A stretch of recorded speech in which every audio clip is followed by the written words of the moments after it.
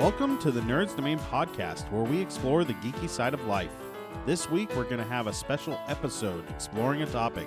Welcome to the Nerds Domain. Your brain, you're in the Nerds Domain. Come on in, it's about to begin. Hey everybody, and welcome back to the Nerds Domain podcast. I'm Matt, and I'm here with George Chimples. Howdy. Long time, no talk. Right. And Clark Pfeiffer. Clark Pfeiffer. I forgot your first name. I had your last name. We are here live at the Franklin Art House Theater. The historic Artcraft Theater in Franklin, Yes. Indiana.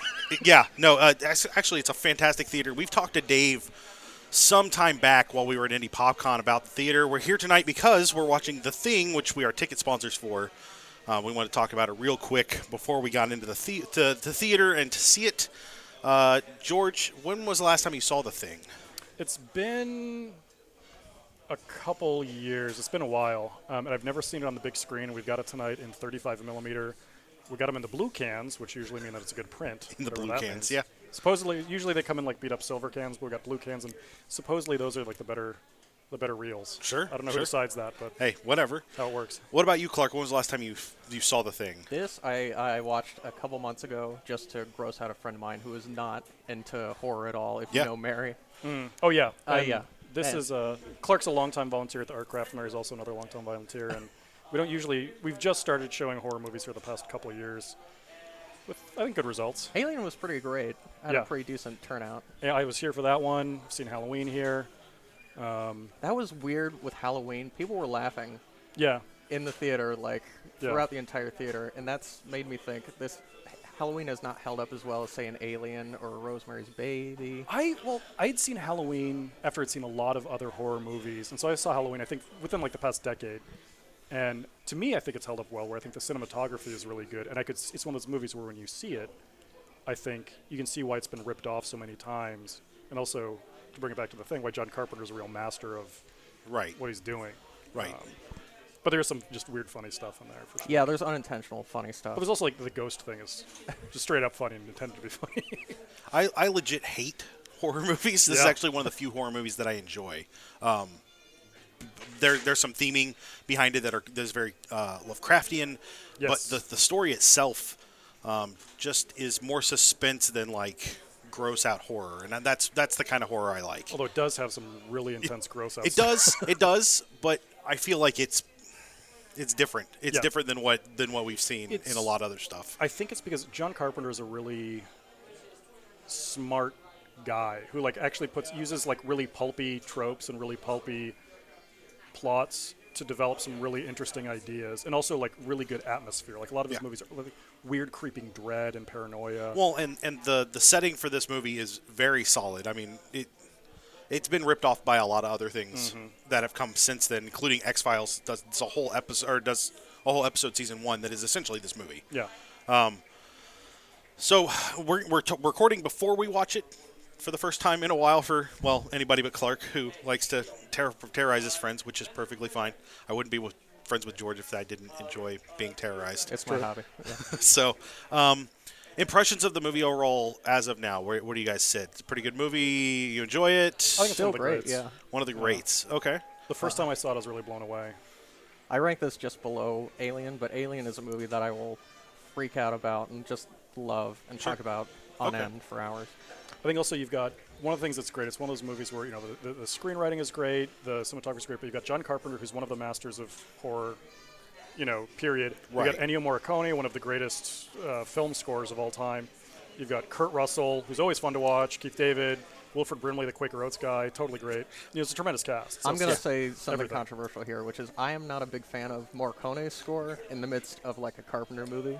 I feel like I was listening to it today, actually, and I think there's kind of like, it sounded like he was kind of trying to do a Carpenter-esque score, Kinda, It but sounds then- more like Carpenter than Morricone. But then there are like string parts that really stand out when Yeah. Carpenter would just leave it very under the surface. Definitely true. And it's kind of phased out as you get more into the second half. Yeah, I'll definitely pay attention to that while we're watching this film. And Yeah. this is definitely early on in Carpenter's career. I mean, he had just made Halloween 4 years before. Yeah. But this is a very different movie than Halloween. Not that Halloween's bad. I don't know. This is a much bigger, Yeah. bigger movie. Yeah. So It was $15 million versus like $300,000. Jeez. yeah, but when you think of like core horror movies, people will think of Halloween before they think of Yeah. The Thing. Well, Halloween basically invented a genre, and The Thing is a little too weird for that. Yeah. But the thing kind of amplifies like cult horror movies. Yeah. Yeah, a little bit And it's better. also like some of the best practical effects you're ever going to see, the most memorable, horrifying, weird stuff. And it's also, when you said Lovecraftian, back in the 80s, like Lovecraft is all over the place and huge now. Back in the 80s, not many people were doing Lovecraftian stuff. He wasn't the household name that he basically no, is no. now. You had maybe From Beyond a few years Yeah. later. Well, and Stephen From King Beyond and then was and the Mouth of writing Madness. some Lovecraftian things. Yes. But he hadn't. I mean, 82. He had one movie out, He did a lot of big books, though, but nothing in the theater really yet. And it wasn't. This really is kind of a Lovecraft, even though it's not by Lovecraft. It's by someone. It's based on a story by someone else, but it's that paranoia and otherworldliness has a lot of those tropes. And Carpenter definitely knew who he was. Yeah. Because he made that explicit in some later movies, but so it just has a vibe that's very, I think, singular. Very cool. I remember dreading watching this movie again, even though I enjoy it, which typically I dread watching horror movies and I don't want to watch them again. But like Alien is one of them where I find it to be exactly what I want. I want that suspense and betrayal and that kind of thing. All the build-up is intriguing without being horrifying, I think, is what defines those two movies. Yeah. So we are going to go in and watch the movie, and then we'll be back in just a little bit to talk about, our new impressions after we just watched it and go into the in-depth a little bit. After this point, you're going to get some spoilers, so spoiler alert comes now. We will be back in just a little bit. All right, we are back. Again, I'm joined by George. Howdy. And Clark is with us as well. And George, your boss is here. Yes, my boss. We have Rob Schultz, the executive director of Franklin Heritage and the Historic Artcraft Theater. Fantastic. So thanks for joining us. Yeah. It was a great show tonight. I thoroughly enjoyed the pre-show. Oh, okay. Cool. It was a lot of fun, and our group was one number off twice for those prices. So that's the only downside. We didn't get anything, but no, we had a lot of fun. It was fun seeing somebody from the Ukraine. That was kind of amazing. I know, because dude from California thought, I got this in the bag. Yeah, And, yeah. Sarasota, Florida thought I've got, and then boom, Ukraine. Yeah. So, Rob, we didn't talk to you earlier. Have you seen The Thing before tonight? No, and I tried to stay away from any of the previews and all of that. I just wanted to see it,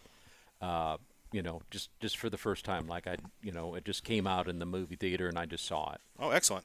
So, what did you think of the movie? To me, I kept seeing, narrow hallways and dark film. I mean, it was just like even the brightest of stuff was still dark. Right. Yeah. And it was kind of devoid of color. Oh, The only color that I really saw was explosions and fire and stuff. But everything else just seemed, very dark, which I guess closes it in more on you and makes you feel, more, your heart rate goes up and all of that kind of stuff. And it reminded me of Aliens, too, because of some of the comic pieces in there to lighten it up a little bit. And I loved Mac's hat. I don't know why. I mean, why he would wear something like that. But just from the beginning of the movie, when I saw that hat, I'm like, I think I might like this. Well, and it's the most horrifying part of the movie, too. Like, what is going on with that hat? Like, he kept putting it on, and, like, the helicopter clearly held 4 people, and then the hat got in and can only hold 3. Right. That's what I like to – that's why I assume that only 3 people got into the helicopter. Right. So, yeah, this is the first time – I haven't seen the movie probably a decade. I don't remember the last time I'd seen it. I definitely never seen it on the big screen, which is – What was cool Yeah. is you talk to this audience, which is, if you notice when they raise their hands, I would say probably maybe a quarter or a third of the audience is brand new, never been to this theater before. And then when you ask them, how many people have seen this on a big screen? It's like there weren't a whole lot of hands. Yeah, and I'm like, yeah. oh my gosh, you are in for such a treat. Right. And that's one of the reasons I love the art craft is like George drug us. George suggested we come see Lawrence of Arabia here. And let me tell you, I don't want to watch it at home. It's not going to be the same. It's not going to be good. It's the big screen and those long shots and the wide shots. It's not the same unless you're in a theater. We Right. saw Lord of the Rings here. What was that? 2 weeks ago? And it was phenomenal. And it was even a treat because it was the extended edition. So we got these big sweeping movies that we get to see on the theater screen again. I don't know that the thing has to be seen that way, but it sure didn't hurt. It was great. My question, Yeah, go ahead. well, who's really going to, considering the thing didn't do well initially, how many people do you really think saw it on the big Right. screen in Right. the initial run? And I don't know. I think that's a good point, but I think that it's become what I think of as a cult classic. Oh yeah. It's not Carpenter's first movie, but I think it's his first. It's one of his earlier jumps into this genre that he has a lot to do with, and he has kind of shaped very thoroughly. I thought it was interesting. Some of the folks that were coming into the theater were telling me that they had watched it over and over on VHS Oh wow, yeah, when it first came out, and this was, their first foray into a movie like this. And David mentioned before about, the special effects and $15 million on the movie and 1.5 spent towards special effects. And now I get what he was saying. But again, I tried to not watch anything or see anything in beforehand because I just wanted to see it for myself. Best line in the whole movie was, the guy being tied to the couch. I won't repeat the whole thing, but that comic relief part of it was great, and that's what reminded me of Aliens, where crispy critters and all of that kind of stuff. Yeah.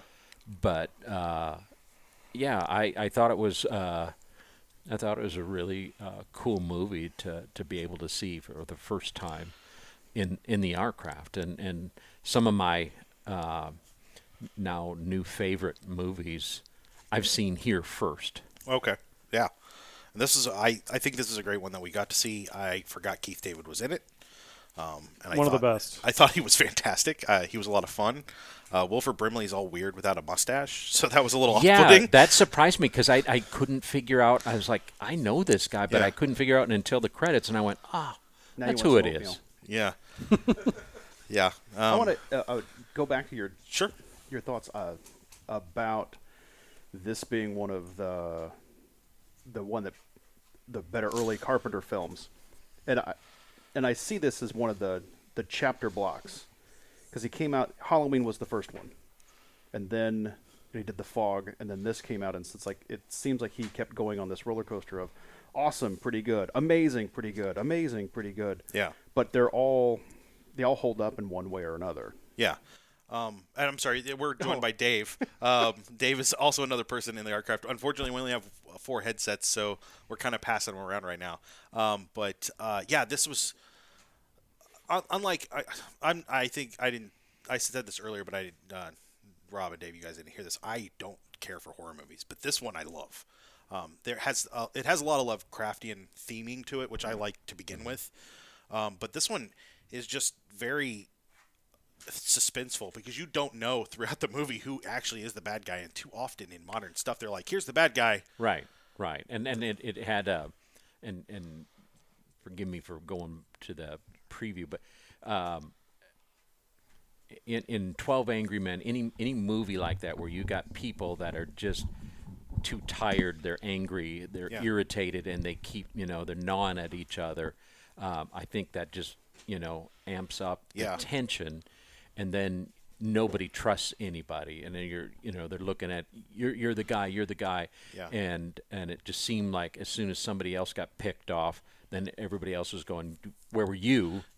And that I think it just it spurs it along, and so the closer you get to the end of the movie, the more you go, it must be him, it must be that person, and so I enjoyed it. There's a game that I don't know. Have you guys ever played like Mafia or Werewolf? It's kind of like a party game. Yeah. That it's a social deduction game. yeah, social deduction game that also works as like kind of like a Salem witch trial sort of thing. It very where much does, yeah. basically, and it's also there's actually a Thing board game. There's also Battlestar Galactica board game that use the same mechanic. Yeah. Obviously, but so the way it works is you have like a bowl with like a piece of paper in it. And you've got, say you're playing the witch version. Like one person's the witch.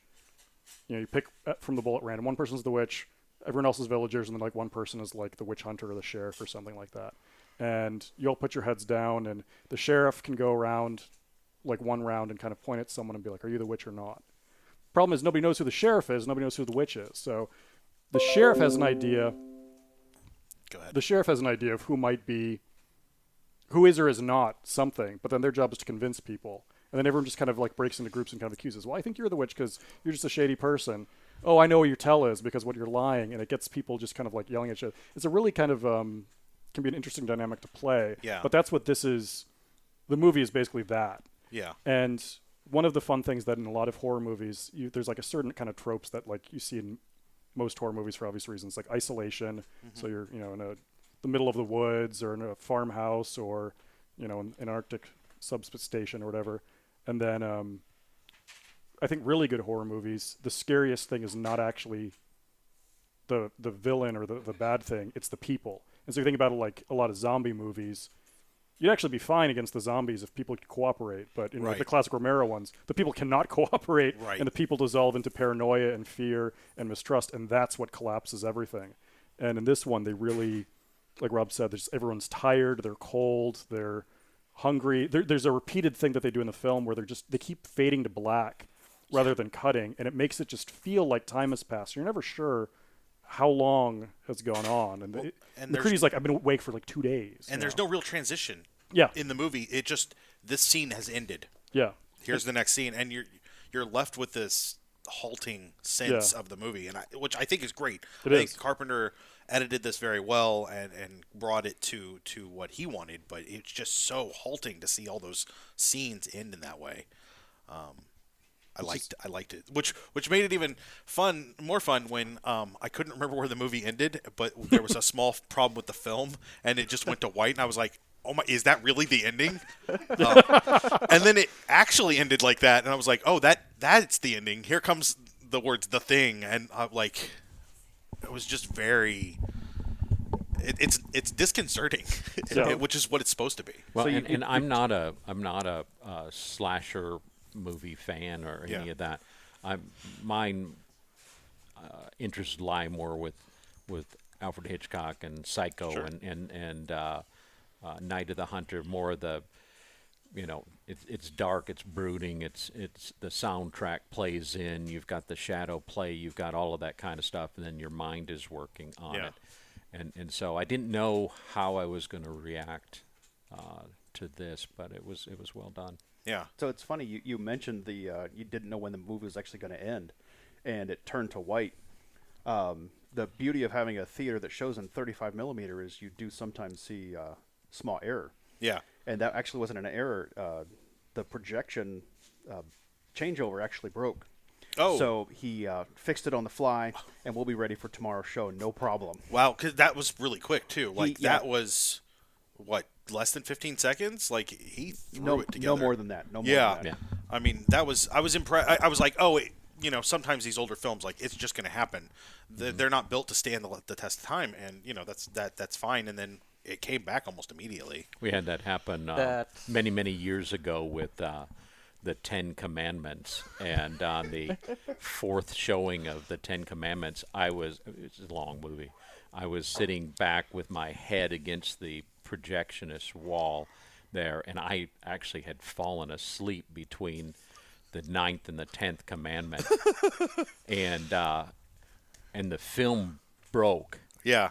And I woke up and I went, "Oh shit!" And then I broke another commandment. And so, but it does happen, and I think that's the beauty of film here. Right. Is we try to do things as absolute authentic, and the way it was original Yeah. as we can, including the restoring the theater. So if Grandpa's here and he can bring his grandson and say, I sat in these same seats and watched this same movie, it's very transformative. Yeah, and so this audience, depending on the movie, the demographics change.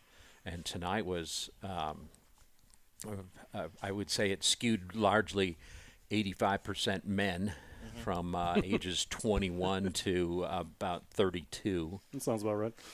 Yeah, I was making sure all the youngest of people that could see the movie went to see the movie here, just so that everyone got in to see it. Yeah. So let's talk about the special effects, because like you said, the 1.5 million so 10% of their budget was spent. I thought they held up really well. Like there were some parts where I was like, that, like, I could see it, but like that stuff was creepy. Well, even when it looks kind of unreal, it still looked unsettling. And I think that's something that when you're dealing with practical effects, and there's a lot of folks, and I'm one of them, that feels that practical effects are just no CGI can really hold up to it. When you got Avatar or like the latter day Star Wars movies, it just doesn't have that tactile feel that you can kind of see. But so, like, you've got a guy's head splitting open and grabbing another guy and lifting up and flailing around the ceiling, and some of it looks a little bit weird, but it looks still like almost like dreamlike and unsettling. So even when it's kind of, even the stuff that looks kind of fakey is still kind of wet and gross and still kind of stunning to see for me. Yeah. So there's a spectacle to it. That's That a real neck spectacle. had like dripping fluids and like pustules popping up, and that's why I noticed that grossed me out the most. Well, and some of it too, you're looking at that, and one guy basically just like melts into blood, and you're like, how? And it kind of looks like it reminded me of the effect actually in I think the end of last. No, I think it's maybe Raiders when they're just Raiders, yes. Speaking of Raiders, did you notice the cartoony Raiders of the Lost Ark punch sound effects when they knock out? Yeah, when they punch Wilford Brimley, it is the most Raiders of the Lost Ark punch I've ever heard. But when you're seeing that though, like it's just like melting. You're still, if it's CG, you're just like, well, I understand they did that in a computer and they did textures and things like that. But when you see that, you still don't. It's like a magic trick. It's a trick, but you don't know how they're doing it unless you've really studied it, which I actually haven't. But so it's like, wow, it just looks like a guy's face is melting. That's intense. Never seen that. That dog transformation, the mouth opened like when it's about to go in the ceiling and Childs is gonna light it on fire. That mouth opened so fast that my brain for a second asked, "Was that CG? Like, did they touch up this movie?" Well, and then the Doc loses his arms, and like, oh man, I'm sure that there's flaws in that effect, but it was so disturbing to just all of a sudden it happened. I'm pretty sure that was a guy that had no arms, but they put like a mask of the actor on for just one wide shot. That might have been because it was. There weren't a lot of jump scares in this, which I appreciate not having jump scares. There were a couple, but when things happened, they were impactful, very impactful. What were you gonna say? I was gonna say I counted about 5 because I was curious. Because a lot of these classic horror movies do have jump scares because people now complain about jump scares all the time. Yeah.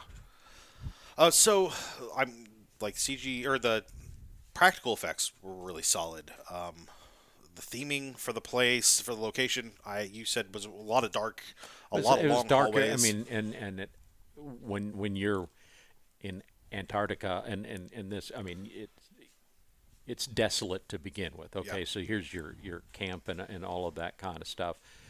But then as you get inside and it's darker and narrower and all of that, I think that just speeds up the intensity of what you're viewing. Yeah. And again, in Aliens, it's the same. They're running down these corridors and stuff and trying to get away from something they can't really see. And so I see similarities in it, but it was well done. Well, it's also like the opening shots. You've got the big, the helicopters coming over the big white landscape, and it moves from being kind of like very bright and very white, and they're wearing the sunglasses and stuff.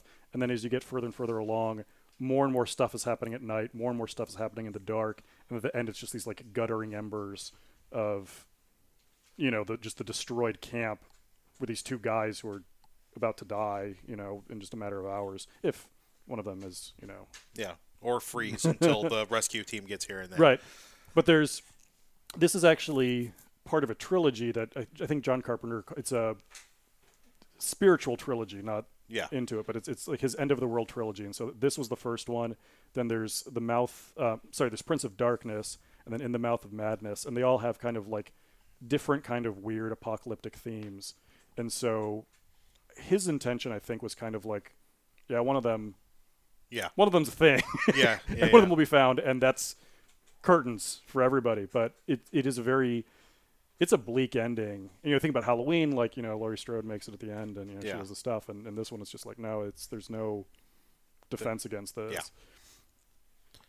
Yeah. Yeah. It was, I was very impressed by the movie. Kurt Russell wasn't chewing the scenery too hard most of the movie. Still great. Yeah, he was really good, but it wasn't a lot of overacting. He was a lot more subtle than my favorite film with him, which is Big Trouble in Little China, which when you guys bring that here, I will sponsor the heck out of that, because that is a fantastic movie all by itself. But he's good. Everybody is solid in it, and they're all actors that when I saw them, I'm like, I've seen him in at least a couple other things, but none of the people in this movie dropped the ball on the acting. I didn't it was well directed, or the actors really knew what they were doing ahead of time.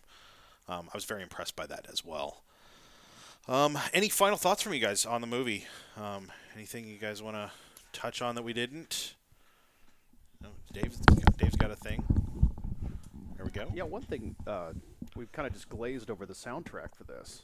Oh, yeah. Definitely. I think it's important to pay attention to what I'll pronounce his name wrong. I'll butcher it, and that's okay. But Marconi or however you pronounce Marconi, his the name. inventor of the radio. Yes, that's exactly him. Doesn't he make those little desserts too, or is those macaroons? Those are macaronis. Macaronis with cheese. Yeah. But the soundtrack itself, it almost adds as an extra character in my head, because it's got that drum, that thump, and It's like a heartbeat. yeah, and then it goes away, and then here it comes again, and then it goes away. And if I remember right, this is the first soundtrack from Carpenter's films that he didn't write himself. I think so. Could be wrong, because I don't have a device in front of me to tell me Right. different. But and I thought that was an interesting transition, and you can't tell, because it still blends so well with his vision and his film. Well, Clark and I were talking about this earlier, and so I was paying attention to it because we have kind of differing views on it. And I felt that Carpenter, it was kind of Morricone doing Carpenter. Like he was using the synthesizer, he was using some very Carpenter kind of sounds. And there's a lot of like kind of dissonant, like pulling string stuff to build the tension. But then there's also like some of the horns and things like that. That's more.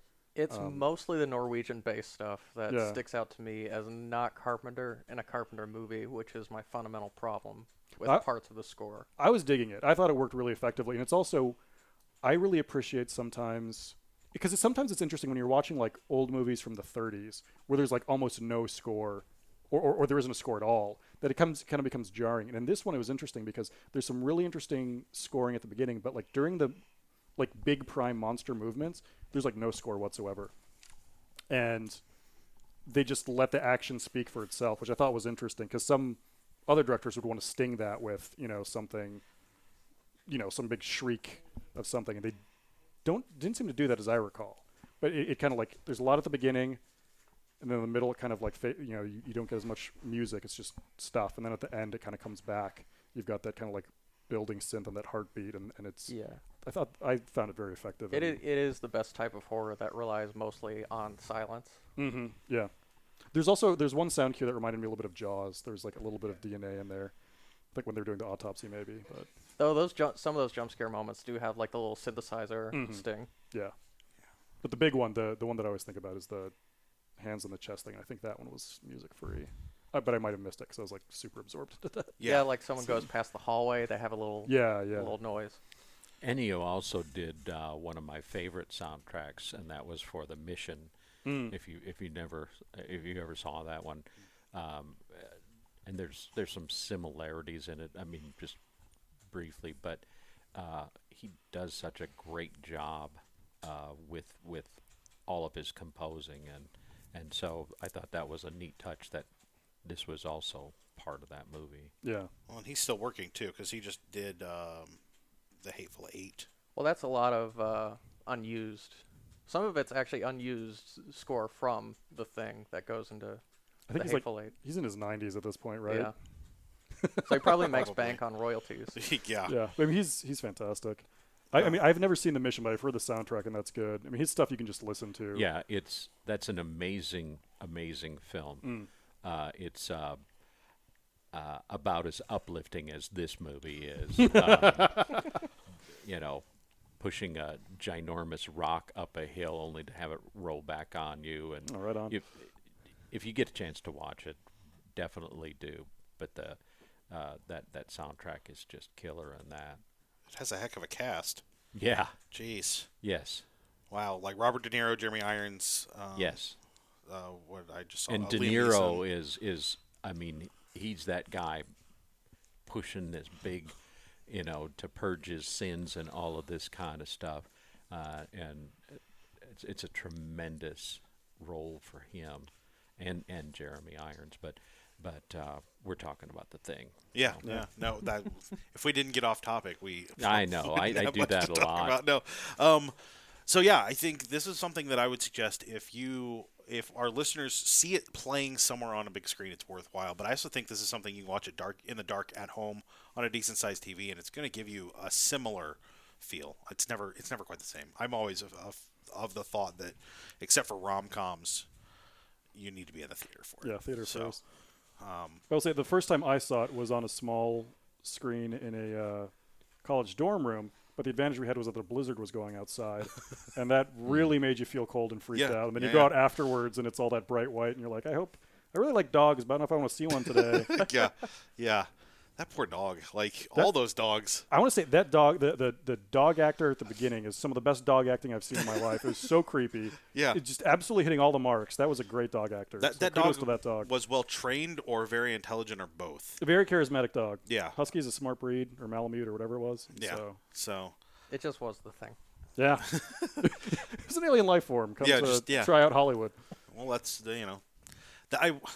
that computer where it's like probability of someone else infected. I'm like, what? That's a lot of computing for you to do. I love, and keep in mind that would have been like 5 kilobytes of RAM or some nonsense. But I love the 80s aesthetic because I remember Apple IIes and stuff like that. Yeah. So I remember when things looked like that. But I love that aesthetic of just the weird blocky things. But then how in the movies they couldn't show what programming looked like because it's boring. So they would just type questions and commands into the computer, and the computer answer back like, how long will it take to infect the world? And the computer's like, oh, sure, I can calculate that. Yeah, 5 days or whatever. And it's like, yeah, that's how computers work. Adrienne Barbeau's in the movie. She's the voice of the computer when he's playing chess. She's a cheater. This is before she had really done much of anything. Didn't She she was marry John in- Carpenter? Yeah. She was in The Fog, and what else was she in? Was Cannonball Run before The Thing? Yes. Yeah. That was the 70s. Yeah. So I mean, but she's uncredited as a voice and was the wife at that time. I don't know.